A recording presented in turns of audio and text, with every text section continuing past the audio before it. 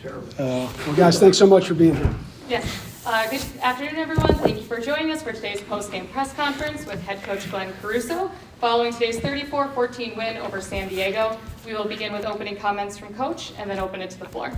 Number one, grateful for you guys taking the time.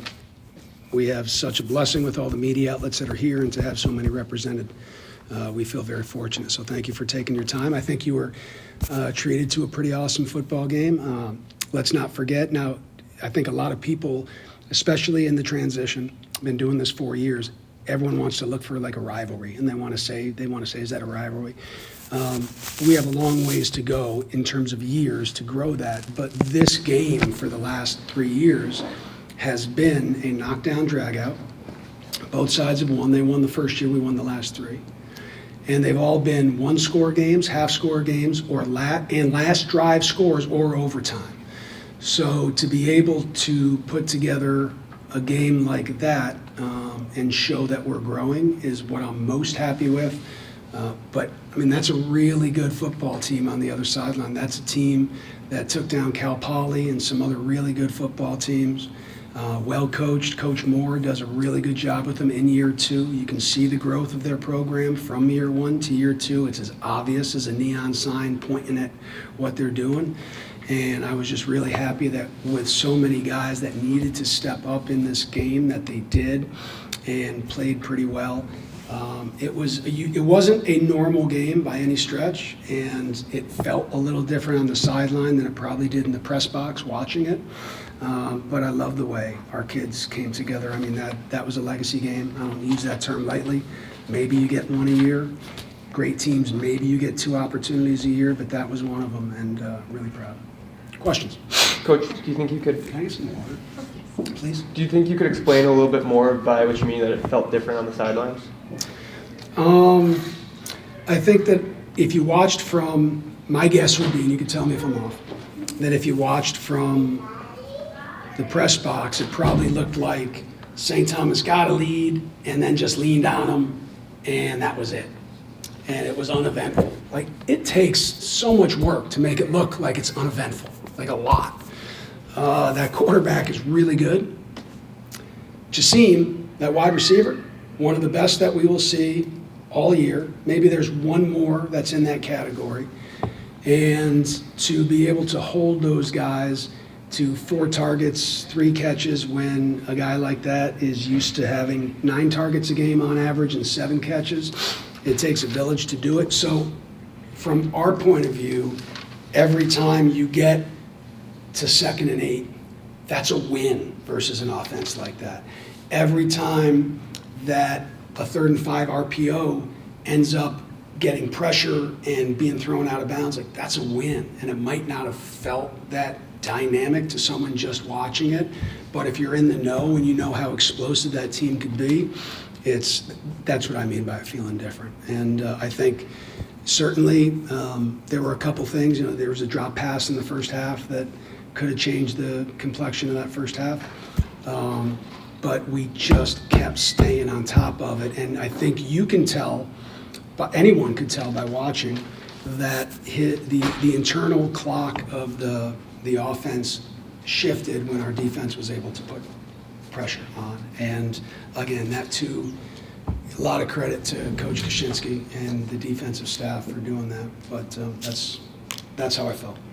You're going to be punting early, and then 24 makes a catch for the ages there for you to get that first down. All the buckets. That was amazing. You know where he's from? Says Orange County, California. Well, you can't be. What's the name of the town? It doesn't tell me. I don't know if there are towns in Orange County. It's just the OC, right? But Yeah. he's a Bosco guy, which is one of the nation's best athletic schools, football playing schools, Catholic schools, and we were able to get him here. He has played very well versus San Diego over the last couple years with the touchdown, big touchdown, the game winner, not the game winner, the one that sent it to overtime 2 years ago, last year. But yes, he certainly did. And then we thought we were going to have to settle for a punt or points again, and then Matt Rink comes up with the fake field goal. Yeah. which kept that drive going, and that was a pretty big drive because that's the drive where the field goal put us up 2 scores early. I believe it was 10-0 at that point. So, yeah, a couple things happened. But that play, I was going to say, it was a day of huge plays for you, and that was kind of the first one that was dramatic. Very dramatic. The one that was the most improbable, I would say, was Jacob Wildermuth's vertical ball in the end zone, because 2 plays earlier there was a similar play call, and Tack did a really nice job on an open down, an early down, like not a final down, where he threw the ball away. And we've talked about this over the years. Sometimes the best play to make is to not force it, and he did that. And so when that ball went up 2 plays later, it sort of looked like it was in the same trajectory when he wouldn't get there, and he did. And, then I think you might have seen one of the best runs in St. Thomas history, honestly, and I've seen a lot of them. Which one of the 3? The one that I think you'll flip on SportsCenter tonight, you'll probably see it on there on the top 10, where he leapt over a guy and did a pirouette and landed and then cut back on another guy and then beat him to the corner. Hope is healthy now and is playing really, really well. But we've seen a lot of runs. We've watched about 40,000 plays of football out on that field over 20 years, and that was about as pretty as you'll ever see. You guys had so many explosive plays today, more probably today than you've had pretty much all season. What do you attribute that to? I think the offensive coaches are doing an amazing job just making sure that the package is such that we're always trying to put people in conflict with what their rules and responsibilities are. And I would say it might be like last week was pretty explosive too. And there were some really nice vertical balls, 74-yarder, 42-yarder. But the difference was last week the run game, which was efficient and effective, wasn't overly dynamic. And this run game today was dynamic. And I think the coaches did a great job of explaining what we needed to do, understanding that we couldn't just do everything. Having a guy like Alec Rasmussen not play today changed a little bit of how we did things, and it made us have to rework things. But the kids the young men understood the plan. And it's not a total surprise, because we said a month and a half ago that we have the propensity of growing and growing into a pretty decent team, even though we're nothing special. What you've just seen the last month and a half is that in action. And we are growing every single week. We're not where we need to be, but major steps in the right direction. What was Adebayo's problem? What was he dealing with that dude wasn't fully healthy? Just being a fifth-year running back Yeah. and taking a lot of reps. So there were several things. But the fact that he's on top of his game right now and you're able to see that in what happened, I mean, it's a lot for a running back, right? I mean, what other sport do you give the pivotal ball to that person and then everyone on the other team is trying to run as fast as they can to hit him and knock him down? Like, it's arduous, to say the least. And he's prepared his body really well for what's a long season. And again, Gabe Abel did a really nice job, but just to see, that's the best I've ever seen Hope run, and we've been seeing him for a lot of years now. How long has he been back, though? I mean, 2 weeks. healthy. 2 weeks. 2 weeks. Yep. Does it rank among the best performances you've had from a running back in your career? That's an awesome question.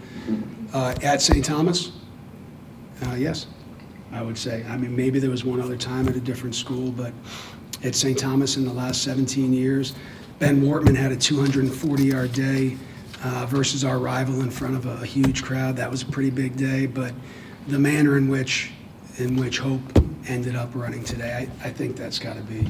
I mean, there were a lot of times where it was blocked for 9 and he got all of it, like all of it, right? And that was pretty fun to see. He showed some speed, too. He did, and let's not pretend like he doesn't have any, right? But that's usually not part of his game. Right. And it's, you keep getting at him, and there was a point in the third quarter when there was unblocked dude at the point of attack, and he just beat him to the corner. Maybe not for 60 yards, but for 9 yards, for 6 yards, for 12 yards.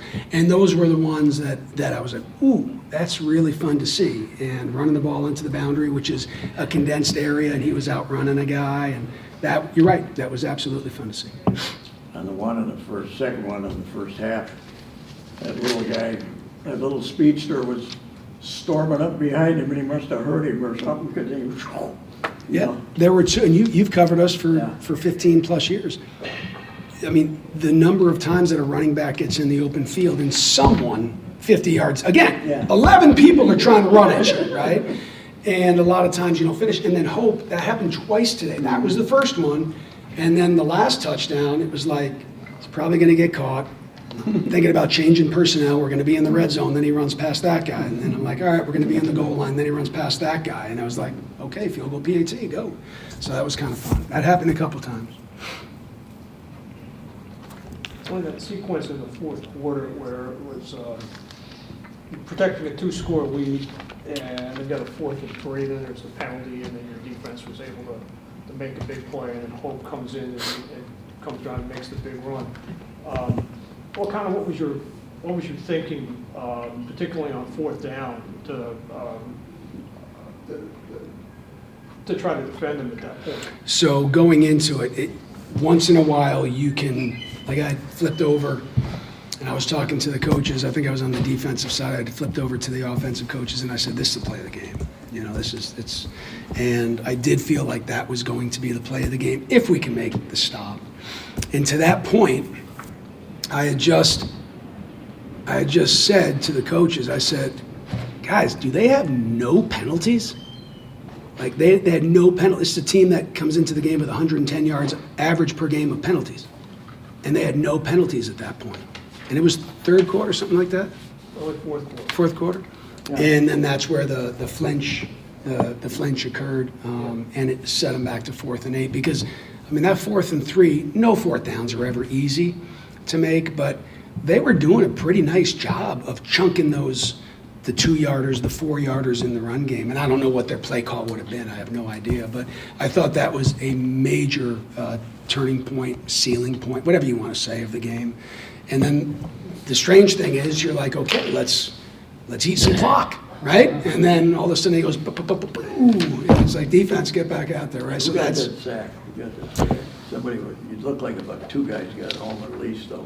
Yeah, they credited it to Seaver. I think somebody else helped. I think Jordan Pendleton, number 17 outside linebacker, was also in on that sack. I'm not the best guy to ask because I'm the second shortest guy in the field, pretty much, you know, on the sideline, so I can't see it all. But anyway, I think there were a couple guys who were back there for sure.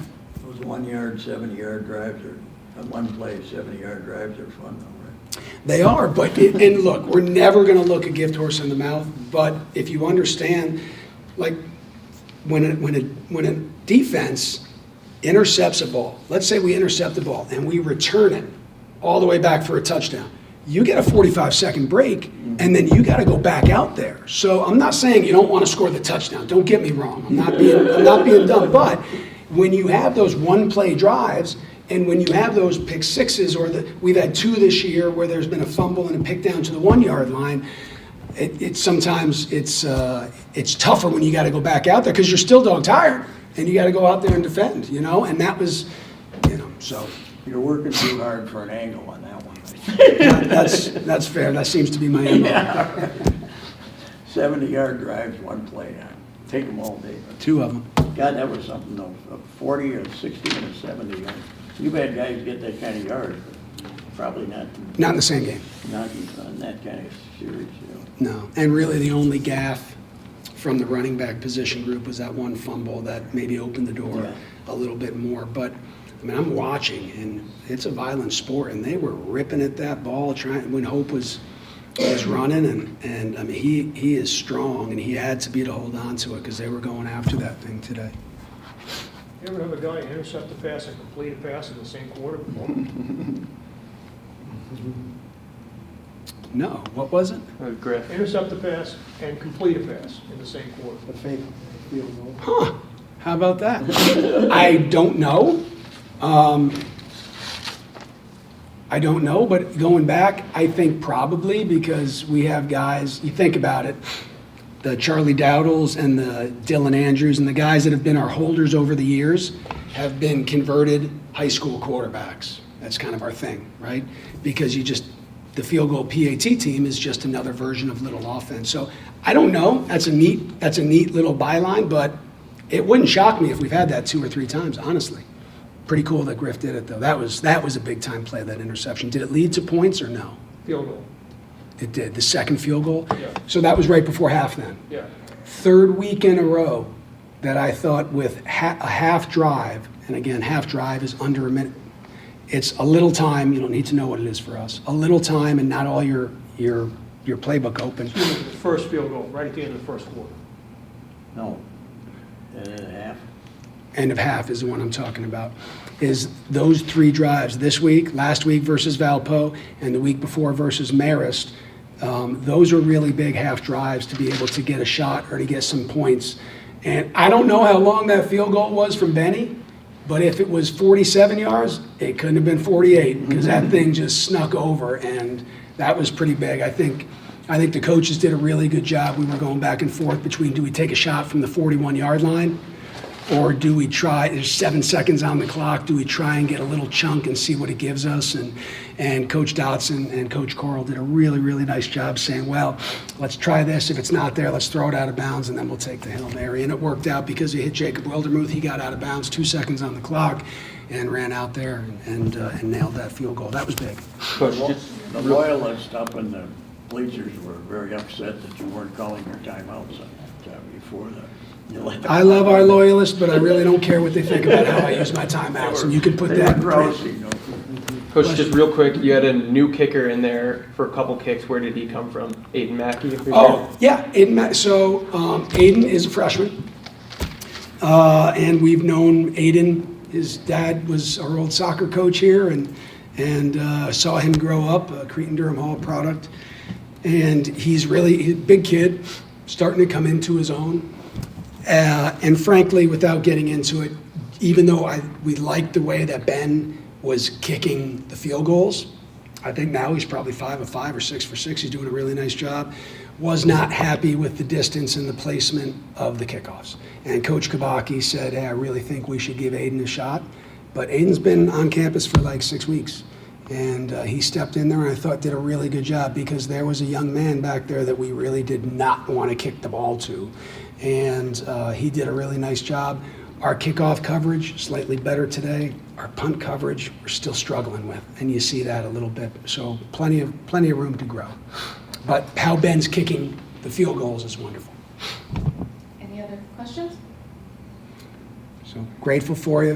Glad you were treated to a neat win and absolutely a legacy win here. So thanks so much for coming. All right, we are joined by senior running back Hope Adebayo and senior safety Griff Wirtz. Of note of their 2 performances today, Hope Adebayo becomes the first running back in the D1 era to rush for over 200 yards. He also sets the D1 program record for rush yards in a game. And Griff Wirtz is the first player to throw a pass and intercept a pass in the same quarter of the D1 era. We open it for questions. Hope, on that last pop that kind of won the game, did you hear that guy coming up behind you? There was a little speedster that looked like he was gaining ground, and then all of a sudden you pulled away. Could you hear him breathing? Yeah, well, I believe it was in the second quarter. Okay. A guy caught me on the sideline over there, so just making sure that that didn't happen again. So I did hear him, but it didn't matter. So How does this feel for you? Obviously, coming off some injuries, to have this kind of performance. What's going through your head? it's the ups and downs of football. I'm grateful for it.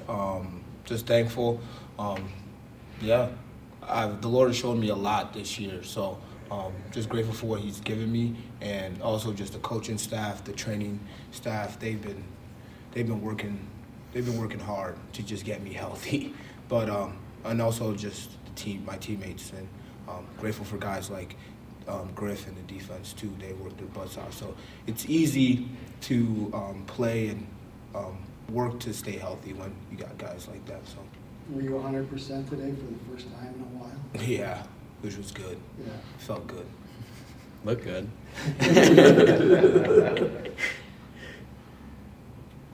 Did you, even in your triumphant high school days, did you ever go 40, 60, and 70 in a game? I don't think so. There's got to be a first for something, so I'm grateful that today was. Griff, as a teammate, what did you think of his performance? It was wonderful to watch. Yeah. I can't really celebrate him too much because I gotta go in and hold. But yeah, there's a couple of times I'm like, oh, nice like 20-yard run here, and then it's all of it. So it's always a blessing as a defense for a guy like that on the other side of the ball.